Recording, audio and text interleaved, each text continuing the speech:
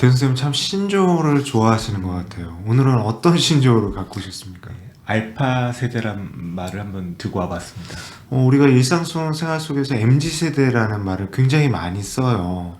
근데 알파 세대는 또 뭔가요? MZ 세대가 이렇게 좀 폭이 넓었다면 알파 세대는 2010년 이후에 태어난 세대를 뜻합니다. 2010년이라면 저희가 사회 속에서 스티브 잡스가 살아있을 때였죠. 예, 그때 뭐가 나왔는지 아세요? 바로 아이패드가 나왔습니다. 아이패드가 나왔다는 건 어떻게 보면 알파 세대에 있어서 굉장히 상징적인 것 같아요. MZ 세대와 알파 세대의 차이 뭡니까? 알파 세대는 진정한 의미의 디지털 네이티브다. 그리고 MZ 세대도 디지털 기기 굉장히 능숙하다면서요. 그 MZ 세대 같은 경우는 약간 컴퓨터를 이렇게 활용하는 거를 이렇게 했다면, 근데 알파 세대는 컴퓨터조차 하지 않는다. 스마트폰이라든가 스마트폰에 이런 깔려 있는 되게 고도화된 인공지능 앱을 활용해서 일상생활을 영위하는 게 특징입니다. 그 MZ 세대는 사실은 MZ 세대라고 불리는 것도 저는 갸우뚱한 점이 있어요. 왜냐면 굉장히 폭넓거든요.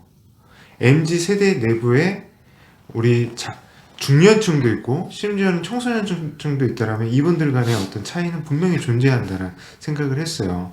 하루가 다르게 급속히 변하는데 이렇게 세대의 폭을 크게 잡는 게 과연 의미가 있는가 그런 생각들을 했었는데 그런 부분에서 알파 세대는 좀 더 초점화된 것 같아요. 태어날 때부터 디지털 기기, 그러니까 상호작용형 디지털 기기 사용에 굉장히 능숙하다. 단편적인 예로 대성쌤이랑 저 같은 경우는 어느 곳에 가면 일단 키보드부터 찾죠. 근데 우리 알파 세대는 터치 스크린에 손이 간단 말이에요. 그런 차이가 있고. 그러면 저는 이제 궁금한 게 이거예요. 알파 세대라고 특정 지은 거는 그 알파 세대가 의미하는 바와 특징이 남다르다라고 보기 때문이겠죠. 뭡니까? 우선은 근데 그 출생률 저하와 좀 맞물려서 이 알파 세대를 근데 A 포켓 혹은 골드 키즈 세대라고 합니다. 그래서 부모님, 양쪽 할아버지, 할머니, 이모, 삼촌까지 알파 세대 한 명을 위해서 8명이 지갑을 연다 이런 얘기가 있어요. 아니 알파 세대가 그런 소비의 메인 주체입니까? 예. 그런 우리 대선생님 그런 경험이 있으세요? 저희도 있는 것 같아요. 그러니까 이게 많이 낳아도 2명 혹은 1명이기 때문에 원하는 건 다 해주고 싶고 뭐 사교육도 어떻게 보면 많이 집중되는 게 아닌가라는 생각이 듭니다. 그러면 저는 궁금한 게 있어요. 우리 90년대생이 온다 했을 때 90년대생에 대한 분석 많은 것들이 있었어요. 그리고 MZ세대에 대한 어떤 분석 많이 있었습니다. 물론 우리가 어떤 일률적으로 어떤 세대의 특징을 규정 지은다는 게 웃기지만 알파 세대, 그럼 이 알파 세대들이 어떤 주체로서 어떤 특징을 갖고 있습니까? 그러니까 알파 세대 같은 경우는 이제 본인이 주체적으로 선택하고 뭔가 사회적인 통념이나 거기에 이끌리기보다는 이런 인터넷 소셜망에 이런 걸 되게 활용을 잘해요. 그래서 자신이 좋아하는 사람들을 커뮤니티를 형성하고 그 안에서 자기의 판단과 자기의 생각을 중시한다. 이렇게 좀 정의할 수 있을 것 같습니다. 그러니까 우리 교육 현장에서도 한번 얘기해 볼 필요가 있을 것 같아요. 2010년대생 이후라 한다라면 지금 한창 초등학교 고학년 시기, 그 다음에 이제 중학교 시기 이 학생들이 지금 우리 교육 현장에서 있는데 1인 1디바이스의 사용 필요합니까? 이 학생들한테는 이제 이 1인 1디바이스가 뭐 학교에서 주든 개인이 갖고 있든 간 하나의 신체 일부로 지금 활용을 하고 있는 세대입니다. 교육청에서 어떤 이제 여러 교육청에서 학생들로 하여금 스마트 기기 보급 사업들을 하고 있어요. 그거에 대해서 어떤 선심성 공약이다, 포퓰리즘이다라는 말들이 있는데 이런 것들 기기 사용에 있어서 우리 학생들이 정말 잘 쓸 수 있는 리터러시가 되어 있냐는 거예요. 우선은 근데 활용도는 높습니다. 그러니까 본인이 되게 그거를 저희는 얼굴 배구 만나는 걸 좋아하지만 알파 세대는 가상의 세계, 온라인 세계 혹은 메타버스에서 만나는 걸 더 아무런 꺼리낌이나 불편함이 없습니다. 다만 사회적 통념이라는 게 있는데 그런 거에 대해서 혹은 다른 사람과 협업이나 소통하는 거에 대해서는 같은 커뮤니티가 아니라 다른 커뮤니티 안에서도 이해할 수 있고 소통할 수 있는 걸 좀 저희가 능력을 길러줘야 된다는 생각을 하고 있습니다. 그러니까 이런 이야기들도 있어요. 디지털 기기를 친숙하게 여기고 디지털 기기를 잘 사용하는데 구태여 디지털 기기를 보급하고 디지털 문해력, 리터러시를 키울 필요가 있느냐. 근데 이 학생들 같은 경우는 디지털 기기 사용에는 굉장히 능숙하지만 편중되거나 편향되거나 그리고 우려되는 부분들이 있다라고 그래요. 우려되는 부분 뭘까요?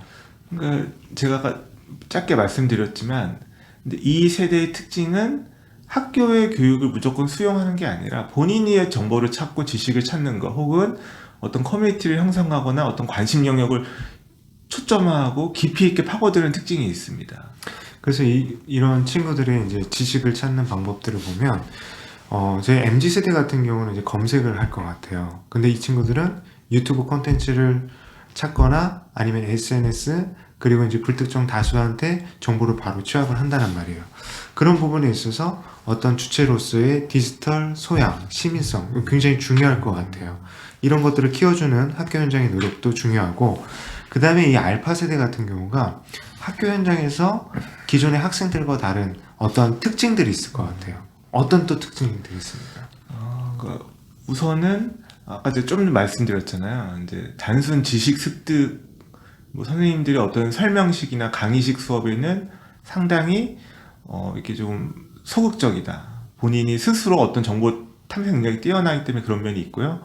그리고 이 코로나 시기를 거치면서 상당히 온라인 수업, 비대면 수업에 대해서도 이렇게 적응이 돼 있다. 그리고 이런 메타버스나 인공지능, 이 알파 세대를 논할 때 빠뜨릴 수 없는 것 같습니다. 그러니까 이런 디지털 부분에 이제 강점들이 있다라는 부분. 근데 그 속에서 제가 아까도 시민성을 얘기했지만 이분들이 이 알파 세대 학생들이 취약한 부분이 있어요. 심리 정서적인 부분이에요. 어떤 공감 능력이나 소통 이런 부분에 있어서 어려움이 있고 그리고 온라인을 통해서 불특정 다수와 소통하고 있지만 그 관계가 깊진 않아요. 그렇기 때문에 현실 속에서 친구들과의 관계나 선생님과의 관계, 부모님과의 관계 속에서 소통이 부재한 경우들이 많고 소통 능력을 키우기도 사실은 쉽지 않아요. 지금 자녀분들 알파 세대잖아요. 식사 시간에 같이 도란도란 이야기도 나누고 합니까? 근데 이게 우선은 좀 그런 거를 어색해하는 것 같아요. 저도 물론 어색하지만 자녀들도 그렇고 그리고 이제 관심사도 워낙 달라졌고 그래서 그 관심사를 끄집어내서 얘기를 이렇게 이어가지 않으면 사실은 좀 쉽지가 않은 것 같습니다. 그러니까 이런 부모님 세대들이나 우리 선생님들이 이 알파 세대들과의 소통하는 방식을 공부하셔야 될 필요가 있습니다. 이게 공부한다라는 게 공부는 아니죠. 준비하고 그러니까 우리의 사고 방식으로 소통을 한다라고 한다면 소통이 이제 부재한 경우가 많아요. 저도 저희 둘째가 이제 한창 예민한 시기인데 학원을 이제 제가 태워다주고 태워옴에도 불구하고 그 차 안에서조차 대화하기가 쉽지 않아요.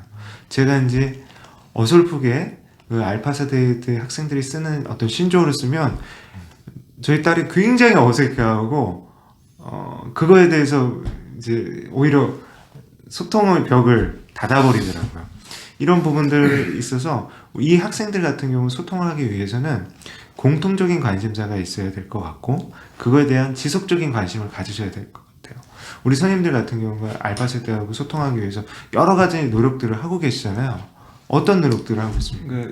이 알파 세대가 뭐 학교로 온다라는 책도 있더라고요. 그리고 아이들이 아까 혜성 선생님 말씀하신 것처럼 정서적으로 취약하고 또 온라인 상에서 되게 네트워크가 있지만 실제로 만나서 대면으로 하는데 커뮤니케이션 능력이 좀 부족하고 그리고 또 의외로 이제 우울증이라든가 뭐 이런 것도 많이 갖고 있다고 하더라고요. 그래서 우리 학생들한테 이런 놀이 수업이라든가 혹은 친구 관계 형성을 위한 이런 다양한 수업 방식을 좀 활용하고 있는 걸로 알고 있습니다. 네, 맞습니다. 그러니까 말씀해 주신 게 적당한 게 뭐냐면 부모님과 우리 학생들과의 알파 세대 학생들과 대화할 때도 아까 공통 관심사, 주제가 필요합니다. 토픽이 필요하죠. 요즘 같은 경우에는 이제 월드컵이 있겠네요.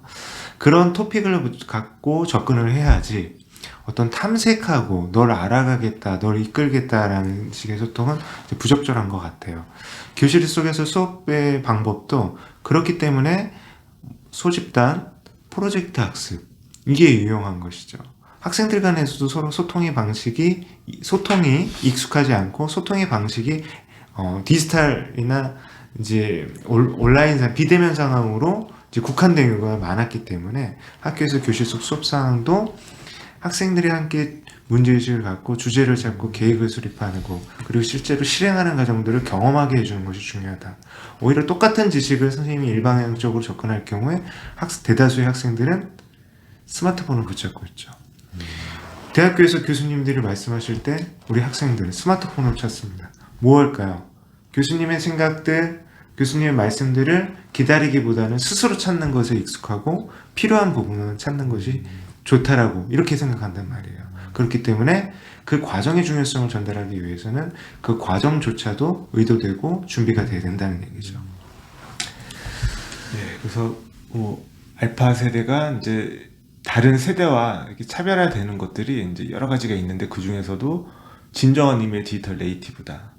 그리고 인공지능 활용, 메타버스 세계에 익숙하고 또 개인의 이런 취향과 자신만의 그런 주체성이 있다. 그래서 거기에 따라 우리 학교 교육도 혹은 가정 교육도 이제 좀 바뀌어야 되는 게 아닌가라는 생각을 하고 있습니다. 그렇죠. 그런 부분들 때문에 가정에서나 학교에서나 심리 정서적인 지원.